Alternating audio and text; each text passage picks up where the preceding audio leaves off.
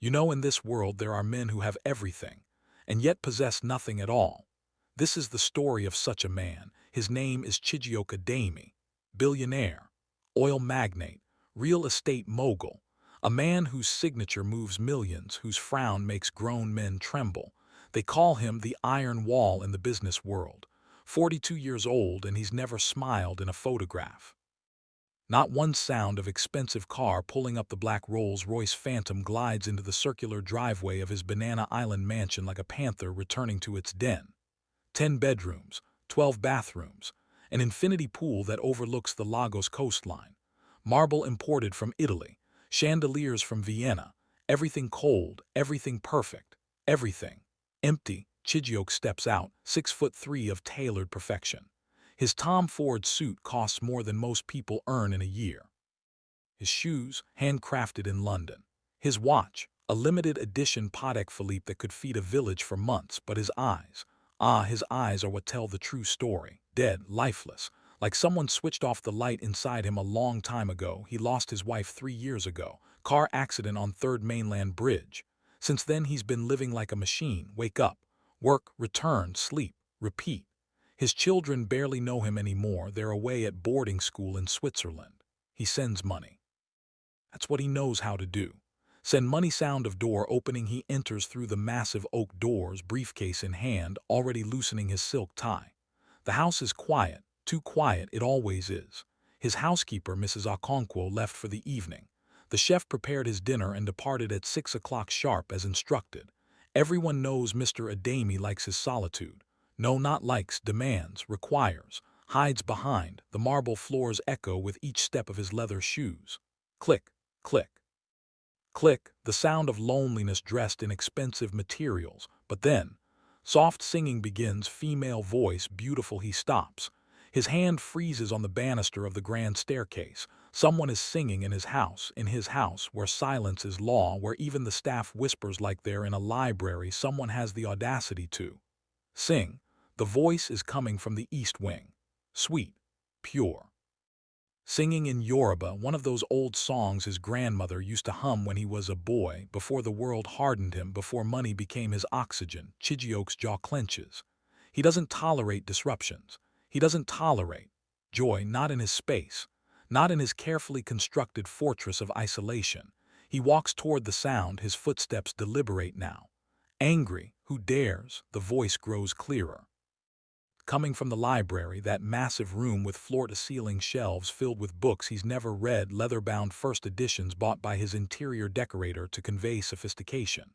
He pushes the door open slowly, and there she is, a young woman, maybe 25, 26. She's standing on a small ladder, dusting the top shelves, completely lost in her song. Her uniform is simple, the standard housekeeping attire, but there's something about the way she moves, graceful, unself-conscious, free. Her name tag says Adana. He's never seen her before. Mrs. Okonkwo must have hired her while he was in London last week. She mentioned something about needing help with the deep cleaning, but he wasn't listening. He never listens to domestic details. Adana doesn't know he's there. She continues singing, swaying gently, her voice filling the enormous room with warmth it hasn't known in years. She's dusting his books like each one is precious, like she cares about these objects that mean nothing to him. Singing continues, excuse me. His voice cuts through the song like a blade through silk.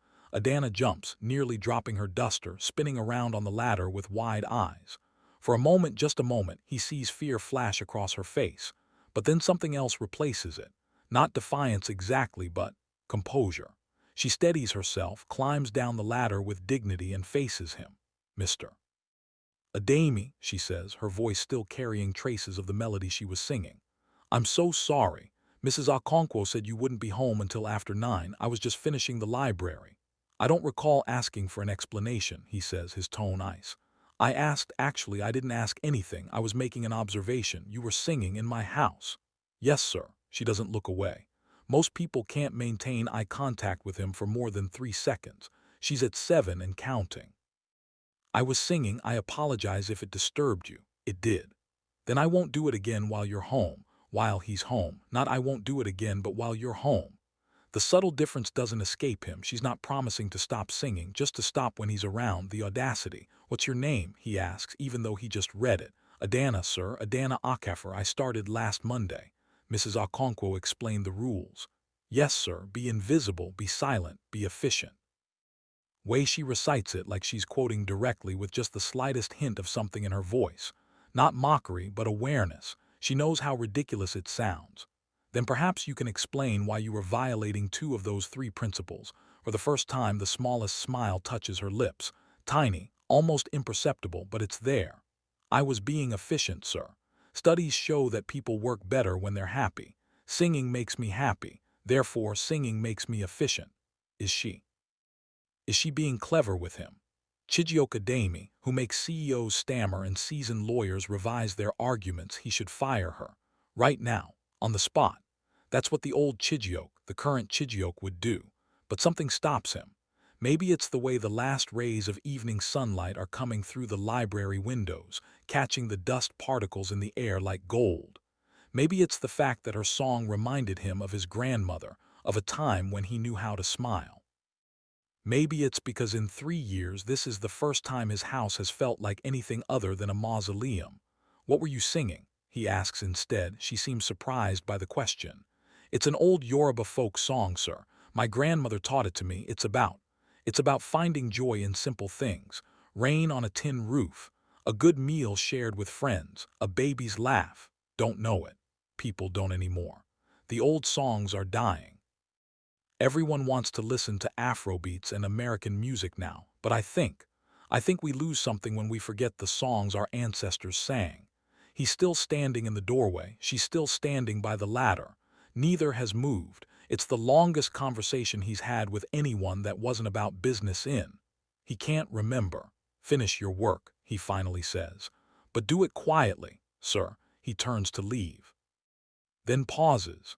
"How much is Mrs. Okonkwo paying you, sir? Your salary, how much?" Adana names a figure. "It's barely above minimum wage." "Ridiculous. That's unacceptable. I'll have my accountant adjust it. You'll receive proper compensation starting this month." He doesn't wait for her response.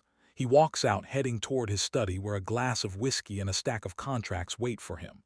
The routine, the familiar, but as he pours his drink he can hear it. Soft. Very soft, probably because she's trying to obey his command. But still there, she's singing again. And Chijioke Ademi, the iron wall, the man who hasn't smiled in a photograph in over a decade, feels the corner of his mouth twitch. Voiceover continues, "You see, sometimes God sends angels into our lives disguised as simple things. A singing maid, a reminder of grandmother's songs, a voice that refuses to be silenced by rules designed to keep out joy." Chijioke doesn't know it yet, but his carefully constructed walls are beginning to crack. And the woman who will bring them down completely doesn't carry a sledgehammer. She carries a song. Next scene flows naturally the next morning. Chijioke wakes at 5:30 as always. His alarm doesn't even have time to ring. His body is so conditioned to the routine that he's awake before it sounds. He goes through his morning ritual like a machine. Shower, shave, suit. The gray one today with the burgundy tie. Everything coordinated, everything controlled. By 6:15, he's downstairs in the dining room. His breakfast is already laid out: poached eggs, grilled tomatoes, whole wheat toast, fresh orange juice. The chef knows his preferences exactly. No deviation, ever. He eats alone at a table that seats 12. He's reviewing documents on his tablet when he hears footsteps. Light, quick, then her voice. "Good morning, Mr. Ademi." He looks up. Adana is there, fresh-faced, her uniform crisp hair pulled back neatly. She's carrying cleaning supplies, heading toward the living room. "Here early," he observes. "Yes, sir. Mrs. Okonkwo asked me to start at 6 to handle the morning rooms before the day staff arrives." He nods, returns to his tablet. She should leave. That's what everyone does. They acknowledge him and disappear, but she doesn't. She's standing there, and he can feel her presence even though he's not looking up. Is there something else? He asks, not unkindly but not warmly either. "I wanted to say thank you, sir, for the salary increase. It's very generous. My mother has medical bills and this will help tremendously." Now he does look up. "Your mother is ill, diabetes, sir. She needs insulin regularly and the costs." She trails off, then straightens her shoulders. But that's not your concern. I just wanted to express my gratitude. Before he can respond, she's gone, moving into the living room. And once again, after a few minutes, he hears it, humming this time. Not full singing, but humming. That same melody from yesterday. He should be annoyed. He should call Mrs. Okonkwo and have her reinforce the rules. But instead, he finds himself listening. Really listening. The melody is peaceful. It does something to the tension he always carries in his shoulders. For just a moment, he's not thinking about the merger in Dubai or the lawsuit in Abuja or the quarterly projections that aren't meeting expectations. He's just listening. Voiceover, you know what they say in our culture. A tree cannot stand without its roots. Chijioke had spent so long building his empire upward, he'd forgotten to remember where he came from. The songs, the warmth, the community. All of it buried under layers of grief and ambition, and the desperate need to control something, anything, in a world that had taken his beloved wife so suddenly. But here's the thing about songs, especially our old songs. They have a way of digging deep, past all the walls and armor, straight down to the roots back to scene 3 days pass. Chijioke finds himself noticing things he never noticed before. The way morning light fills the east corridor at 7 o'clock. The scent of the frangipani flowers in the garden that he didn't even know existed. The fact that his house has started to feel less like a museum and more like something else. He doesn't have a word for it yet. And Adana. He notices her, not in any inappropriate way. Chijioke is many things, but he's not a man who preys on employees. But he notices her work ethic, how she treats every object with care, how she arranges the flowers in the entrance hall with an artistic eye, how she's always humming or singing softly when she thinks no one can hear. On Thursday evening, he comes home early again. This time it's intentional. He tells his driver to leave the office at 5 instead of 7. He doesn't examine why too closely. When he enters, he hears her voice coming from the kitchen. He follows it. She's there, helping the chef prepare dinner, singing while she chops vegetables. The chef, Mr. Emmanuel, a stern man who rarely speaks, is actually smiling, chuckling at something she said. And then my little brother, he's only 7, he tells the pastor, "But sir, if God made everything, who made God?" The whole church went silent. She laughs, and the sound is like bells. Mr. Emmanuel shakes his head. That boy is going to be a philosopher, or a troublemaker, maybe both. They both notice Chijioke at the same moment. The laughter dies. Mr. Emmanuel goes rigid. Adana sets down her knife carefully. "Mr. Ademi," Mr. Emmanuel says quickly. "I asked Adana to help with the prep work. If this is inappropriate—" "It's fine," Chijioke interrupts. "Carry on." He should leave, but he doesn't. He finds himself pulling out one of the kitchen stools, something he's never done in 3 years of living here, and sitting down. Both of them stare at him like he's grown a second head. "Your brother sounds intelligent," he says to Adana. "How old did you say?" 7, sir." She's recovered from her surprise quickly. "His name is Chukwumeka. We call him Emeka. He's the youngest of 5. 5 children. Your mother must be strong." "Strongest woman I know, sir. She raised us all after our father passed, worked 3 jobs to put us through school." There's pride in her voice. No self-pity, no plea for sympathy, just facts stated with dignity. "What do you do with your salary?" he asks. "Beyond your mother's medical bills." It's an intrusive question. He knows this, but he's genuinely curious. Adana doesn't seem offended. "I'm saving for university, sir. I want to study education, become a teacher, but I need to help my family first. My 2 sisters are in secondary school. My brothers need books, uniforms. My mother needs her medication, so teaching will wait." "How long have you been saving?" 4 years, sir. 4 years. Working jobs like this, cleaning houses, probably sending nearly everything home, keeping nothing for herself. And she still sings. "What would you teach?"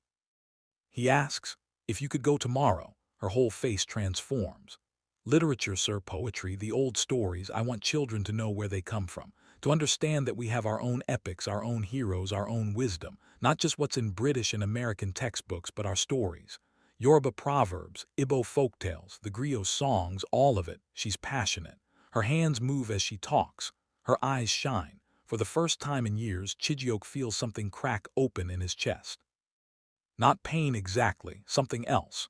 Recognition maybe, or memory. He remembers being passionate once. Before business school taught him that passion was a liability. Before his father died and left him an empire to run at 25, before life made him hard. "Sir, your dinner will be ready in 20 minutes, Mr. Emmanuel says carefully, clearly uncomfortable with this unprecedented scene of his employer sitting in the kitchen making conversation. "Thank you, Emmanuel." Chijioke stands. "Adana, when you finish here, please come to my study." He sees the flash of concern in her eyes, fear that she's overstepped somehow, that the questions were too familiar, that the passion was inappropriate. "Not in trouble," he adds, softer than he usually speaks. "I have a proposal for you." Then he leaves, heading to his study, already pulling out his phone to make a call. Voiceover now, "I know what you're thinking. Here comes the rich man with his money, solving problems like it's easy." But you see, it's not that simple, because what Chijioke is about to do isn't really about the money. It's about recognizing something in another person that he's lost in himself: purpose, dreams, hope. Sometimes helping someone else find their path is how we remember our own. In the study 25 minutes later, there's a knock on the door. "Come in." Adana enters, and he can see she's nervous. Her hands clasp and unclasp. She's probably thinking she's about to be fired for being too familiar, for talking too much, for singing when she should be silent. "Down," he says, gesturing to the chair across from his desk. She sits back straight, hands folded in her lap. "Made some calls," Chijioke begins. "I have connections at the University of Lagos. Their education program is quite good. I've arranged for your admission for the next term, which begins in 3 months. Full scholarship. Tuition, books, supplies, all covered." Her mouth opens, closes, opens again. No sound comes out. "Additionally," he continues, "I'm setting up a trust for your family. It will cover your mother's medical expenses indefinitely and provide educational support for your siblings. You'll receive a monthly stipend for your own living expenses while you're in school." Still, she doesn't speak. Her eyes are filling with tears. "There's one condition," he says. Now she finds her voice. "Anything, sir, anything. You continue to work here, part-time. 3 days a week, flexible around your class schedule. Mrs. Okonkwo needs the help, and he pauses, uncertain how to finish. "I find that your presence here is acceptable." Acceptable. What a completely inadequate word for what he means. That her singing fills the dead spaces. That her joy reminds him he's still alive. That for the first time in 3 years he's come home and felt something other than emptiness. But acceptable is what comes out. Because he's still Chijioke Ademi and vulnerability is not in his vocabulary, the tears spill over. Adana is crying openly now, not bothering to hide it. "Sir, I can't. This is too much, too generous. I don't deserve." "Don't." His voice is sharp. "Don't say you don't deserve it. You work hard, you have dreams, you support your family, you bring." He struggles. "You bring light into dark places. That has value." He's looking at him now through her tears, and he realizes she's seeing him. Really seeing him, past the expensive suit and the cold demeanor and the reputation, seeing the man underneath who is so desperately lonely he doesn't even know how to name it anymore. "Thank you," she whispers. "Thank you, sir. I will make you proud, I promise." "Just keep singing," he says, and he's surprised by his own words. "The house is better with your songs in it." So it began. Not a romance, no, let me be clear about that. This isn't one of those stories where the rich man falls in love with the poor girl and everything is solved by passion. This is something more complicated, more real. This is the story of 2 people teaching each other how to be human again. Him learning to feel, her learning that she's worthy of more than she ever imagined. Both of them discovering that the walls we build to protect ourselves become the prisons that keep us from living. Months later, the house changes gradually. It's subtle at first. Chijioke starts eating breakfast in the kitchen sometimes instead of the lonely dining room.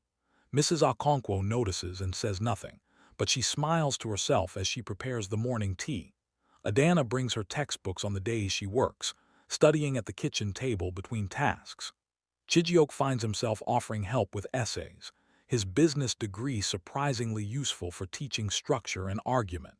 They have debates about educational theory over coffee. He starts coming home earlier. Not every day, but more often. He tells himself it's because he's delegating better, trusting his executives more. But really, it's because the house doesn't feel like a tomb anymore. There's life in it. Laughter, music. Adana's siblings visit sometimes on weekends. Suddenly there are children running through the halls, their voices echoing off the marble. The first time it happens, Chijioke nearly has his driver take him to a hotel. The chaos, the noise, the disruption.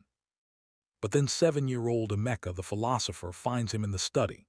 "Mr. Ademi, sir." Chijioke looks down at the small boy with serious eyes. "Yes. Are you sad because you're rich or rich because you're sad?" Out of the mouths of children, Chijioke doesn't know how to answer, so he asks instead, "What makes you think I'm sad?" "You look like my teacher did after his wife died. Empty eyes. That's what Adana says. She says you have empty eyes but a good heart that's just sleeping." "Sister talks about me? Sometimes. She prays for you at night, asks God to wake up your heart."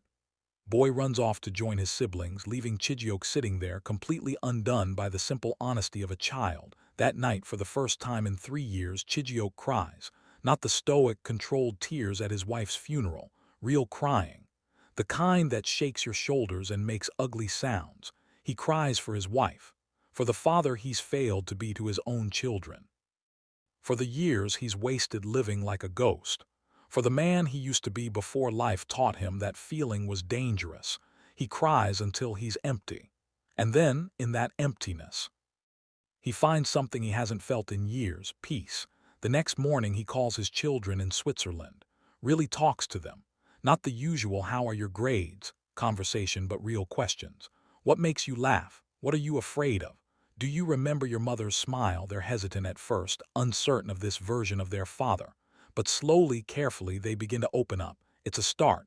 Voiceover. You see, healing isn't a straight line. It's messy.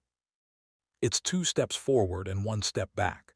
It's letting yourself feel again even when feeling means pain. It's allowing people in even when everyone you let in before has left. But Chijioke is learning. And Adana, she's teaching without even knowing she's teaching. Just by being herself, by singing her songs, by believing that joy is not a luxury but a necessity, by refusing to let poverty or hardship steal her light. Final scene: 6 months after Adana started university. The house hosts its first dinner party in 3 years. Nothing extravagant. Just a few close friends, business associates who have become genuine companions. The house is full of life. Music plays, not classical but Afrobeats, highlife, the sounds of contemporary Nigeria. The dining table that seats 12 is actually full for once. People are laughing, talking, debating politics and football and everything in between. Adana is there, not as the maid but as a guest. She's told stories about village life that have everyone riveted. She's debated educational policy with a university dean. She's sung, yes, sung, and everyone has joined in, even Chijioke, his rusty voice finding the melody of songs he'd forgotten he knew. Late in the evening, after the guests have left, he finds her in the library, the same place he first heard her sing.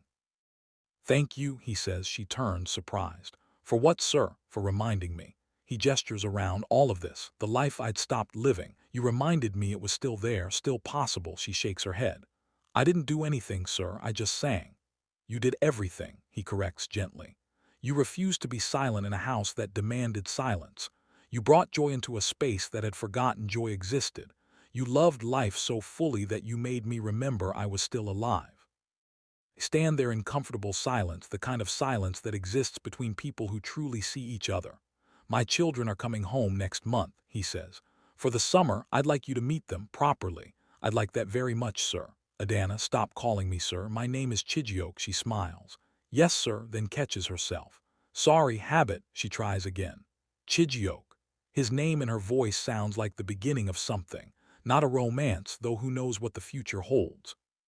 But something just as important: friendship, connection. The kind of bond between 2 people who have saved each other without meaning to. Voiceover. Final word. "So you see, this is not a story about a rich man saving a poor girl. This is a story about how we save each other. How one person's light can illuminate another's darkness. How a song sung in an empty house can fill it with meaning. How the smallest acts of courage, like refusing to be silent, like daring to feel again, can change everything." Chijioke still runs his empire, still makes his millions, still wears his expensive suits and drives his luxury cars, but his eyes are no longer empty. He knows now what his mother knew, what his grandmother knew, what Adana has always known. Wealth without joy is poverty. Success without love is failure. A house full of expensive things but empty of laughter is not a home. And sometimes the most valuable thing a billionaire can receive isn't another business deal or another zero added to his bank account. Sometimes it's a simple song, sung by a girl who refuses to forget that life, despite all its hardships, is still worth singing about. That is the story of the cold billionaire and the singing maid. A story about frozen hearts thawing, about songs that refuse to be silenced, about finding family in unexpected places, about learning that the greatest wealth isn't what you accumulate but what you give away, about remembering, finally, how to come home fade out with the sound of gentle humming, that same Yoruba folk song about joy in simple things.